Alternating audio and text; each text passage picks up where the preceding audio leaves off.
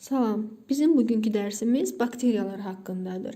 Bakteriyalar haqqında ümumi məlumat alacağıq bugün və bakteriyaların bir aləm olduğunu bilirik. Bilirik ki, 4 aləm var: bitkilər aləmi, heyvanlar aləmi, göbələklər aləmi və bakteriyalar aləmi. Və bakteriyalar aləmini öyrənən elmin adı deyirik hansıdır? Təbii ki, bakteriologiya. Bakteriologiya sözünün mənasına gəldikdə isə bakterion, çöp, çubuq, logos isə elm mənasını verir.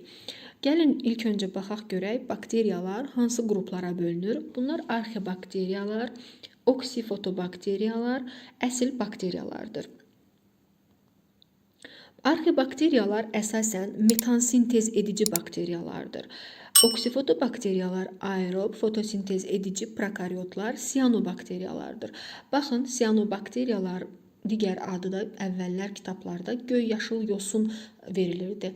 Bunu qarışdırmaq olmaz. Göy yaşıl yosun deyərkən sonunda bir yosun sözü görürük. Bu yosun deyil, bunlar siyanobakteriyalardır ki, bakteriyalar aləminə aiddir. Yəni göy yaşıl yosun sözünü unuduruq, artıq siyanobakteriya deyirik. Siyanobakteriya bakteriyadır.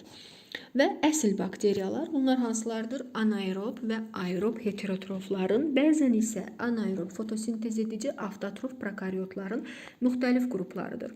Bakteriyaları kəşf edən alim Anton van Leeuwenhoek olmuşdur ki, 17-ci əsrdə bu bizə məlumdur. Yer üzərində hüceyrə və orqanizmlərin ən qədim qrupudur bakteriyalar. 3,5 milyard ildən çox, hətta 4 milyard ilə qədər yaşı olan bakteriyalar arxeik çöküntülərindən aşkar edilmişdir. Onlar hər yerdə, cansız mühitdə, canlı orqanizmlərdə yaşaya bilirlər. Ölçüləri 0,1-10 mikrometrdir. Bir hüceyrəli və kolonial orqanizm olan bakteriyanın quruluşuna nəzər salsaq, nə görürük? Xaricdən kapsul görürük, amma kapsul hər bakteriyada olmur. Yəni, kapsulu olan bakteriyalar da var, olmayanlar da var. Xaricdən kapsul və müxtəlif bakteriyalarda qamçı da ola bilər, olmaya da bilər. Burada kapsullu və qamçılı bir bakteriya təsvir olunmuşdur. Kapsulun altında hüceyrə divarı, hüceyrə divarının altında plazmalemma və yaxud da plazmatik membran da deyirik buna və sitoplazmanı əhatə edir ki, sitoplazmanın daxilində halqa şəkilli DNT yerləşir və sitoplazmada ribosomlara rast gələ bilirik. Sonra bakteriyaların üzərində müxtəlif mişarcıqlar, yəni plazmidlər daxilində rast gəlmək olar və plazmatik membranın daxilə çökməsi nəticəsində mezosomlar olur ki, bu da bakteriyalarda rast gəlirik. Bakteriyanın quruluşu dedik, xaricdən qalın qlafla örtülüdür. Qlaf xarici qatı hüceyrə divarı, altında plazmatik membran, bəzi növlərində hüceyrə divarının üzərində selikli kapsul olur. Və bakteriyalarda sitoplazma var, halqavari DNT var, mezosomlar var, ribosom var, bəzi növlərində qamçı var. Amma digər orqanoidlərin adları verilsə, təbii ki, deyəcək ki, bakteriyalarda bu orqanoidlər yoxdur. Və burada biz bakteriyaların müxtəlif formalarına rast gəlirik. Birinci şəkildə baxın, yuxarıda koklardır. Koklar kürə şəkilli bakteriyalardır. Bunlar birləşib, baxın, 2 kok birləşir, diplokoku əmələ gətirir. Diplokoklar birləşirlər, streptokokları əmələ gətirirlər. Bunlar bir zəncir formasında olur və streptokoklardan stafilokoklar əmələ gəlir ki, üzüm formasında olur və biz bunlara kolonial bakteriyalar da deyə bilərik, çünki koloniya halında yaşaya bilirlər. Vibrionlar vergül şəkilli bakteriyalardır, spirillalar spiral formasında burula bilən bakteriyalardır. Basillər çöp şəkilli bakteriyalardır və bakteriyaların dedik qamçılı formaları da vardır ki, yəni bu müxtəlif formalarda ola bilir. Kapsullu bakteriyalar var, dərman kapsuluna oxşuyur sanki. Kapsulsuz da bakteriyalara rast gəlirik. Tənəffüsünə görə bakteriyalar 2 cür olur: aerob və anaerob. Aerob bakteriyalar oksigenli bakteriyalardır. Bunlar, yəni oksigenli mühitdə yaşayan bakteriyalar. Bunlara hansılara aiddir? Sirkə qıcqırdan bakteriyalar və nitrifikasiya bakteriyaları. Anaerob oksigensiz mühitdə yaşayan bakteriyalara yağ qıcqırdan denitrifikasiya bakteriyaları aiddir. Qidalanmasına görə bakteriyalar 2 cür olur: avtotrof, heterotrof.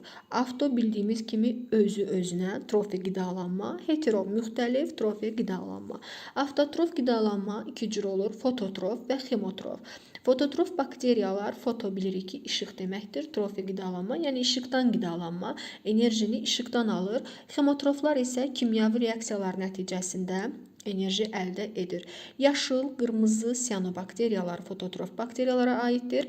Dəmir, azot, kükürt, hidrogen xemotrof bakteriyalara aiddir. Heterotrof bakteriyalara gəldikdə deyirik saprofit, parazit, simbioz bakteriyalar.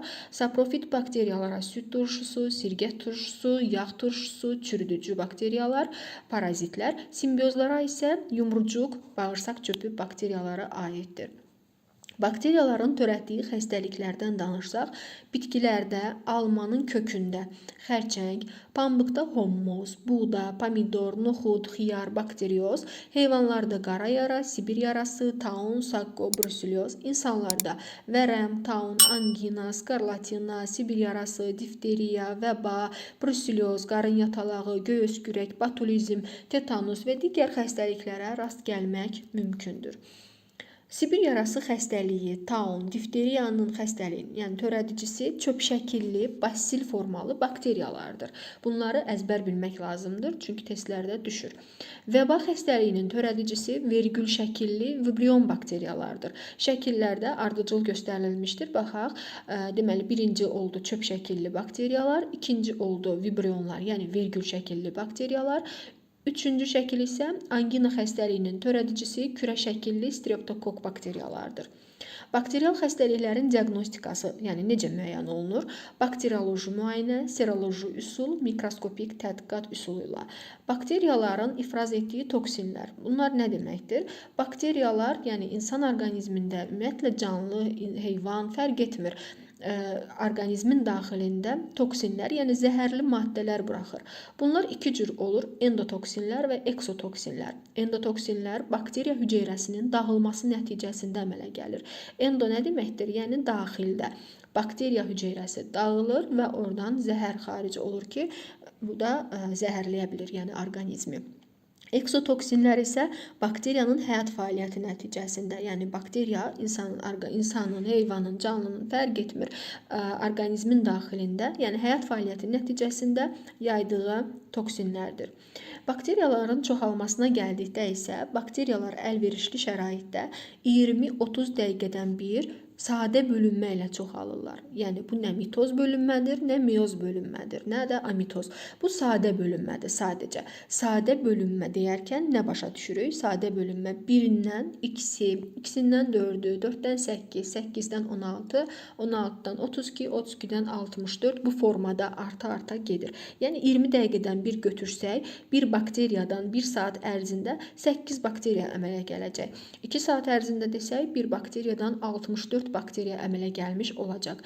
Əgər bizdən bölünmə sayını soruşarsa, 64 əmələ gələn bakteriyadan birini çıxırıq, tapırıq 63 bölünmə sayı. Nəsil sayını soruşsa, 1 saatda 3 nəsil əmələ gəlir. Yəni aradakı xətlər, yəni 20 dəqiqə, 20 dəqiqə, 20 dəqiqə bunlar bir nəsildir. Yəni hər 20 dəqiqədə bir nəsil yaranır, belə deyək. Və 6 bölünmə nəticəsində, yəni 6 ortada xət görürük. Bu xətlər bizə nəsil saylarını verir. Nəsil sayına gəldikdə isə deyirik ki, bir bakteriyadan 2 saat ərzində 6 nəsil əmələ gəlir. Bakteriyaların çoxalmasına aid çoxlu məsələ həlləri edəcəyik. Dərsdən sonra kimlərin nəsə problemi olsa, bunları da bir video şəklində izah edib sizlərə göndərəcəyik. Sağ olun, diqqətinizə görə təşəkkür edirəm.